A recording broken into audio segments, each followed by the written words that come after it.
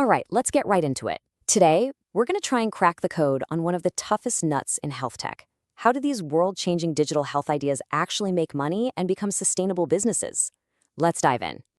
So, just imagine for a second, you've done it. You've poured everything you have into building this incredible app. It could genuinely change people's lives for the better.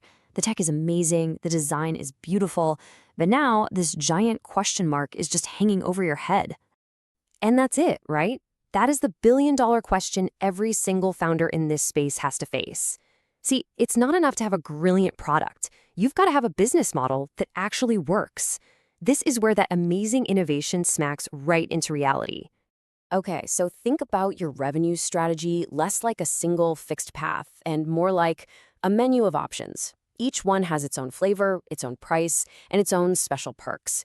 And believe me, picking the right one is absolutely key to everything that comes next. So here's that menu. We've got 7 main models to look at. Some of them are going to feel pretty familiar, right? Like subscriptions or advertising. But others are truly game-changing, like getting paid based on actual patient health outcomes. As you can see, they basically fall into 2 big buckets. Models where your user pays you directly, and models where someone else, like a big insurance company or an advertiser, is footing the bill. Now this is the classic showdown every founder has to wrestle with. Do you go for that steady, predictable paycheck from a subscription model, even if you know it's going to cost a ton to get every single customer? Or do you tie your money directly to how much people use your service, knowing full well that your income could be amazing one month and, well, not so amazing the next? And here's another huge dilemma you've got to think about. The freemium model, that's all about speed and scale.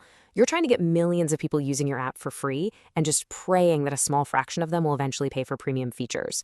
The marketplace model, though, is a totally different bet.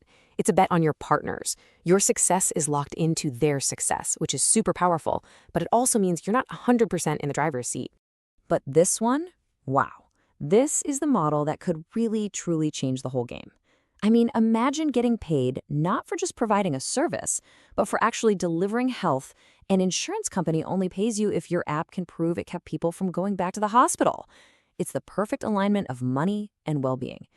But as you can probably guess, it is incredibly hard to measure and even harder to pull off.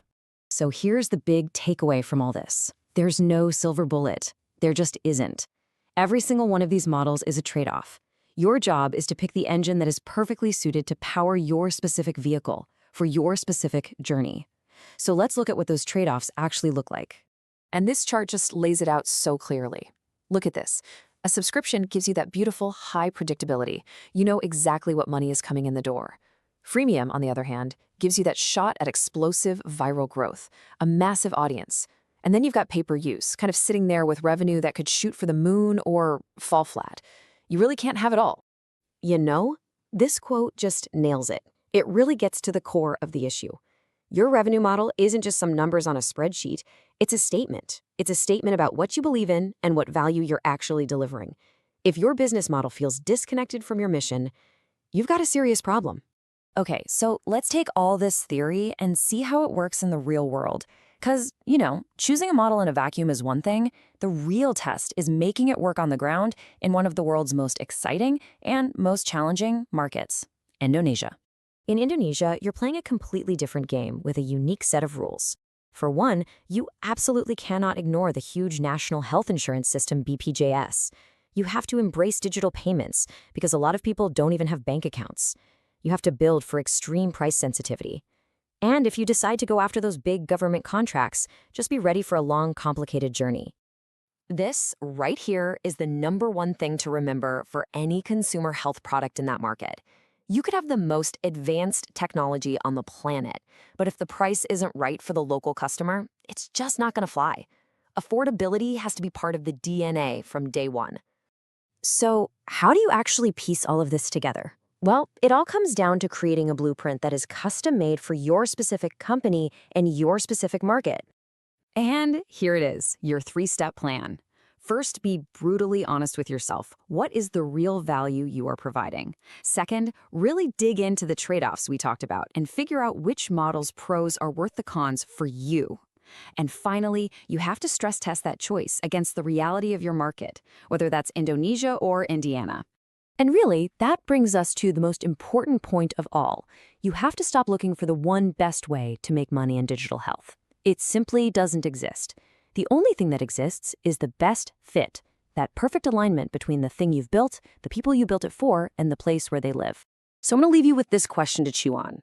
As we're all working to build the future of healthcare, which of these business models don't just create profitable companies, but which ones actually push us toward a world with better health outcomes for every single person?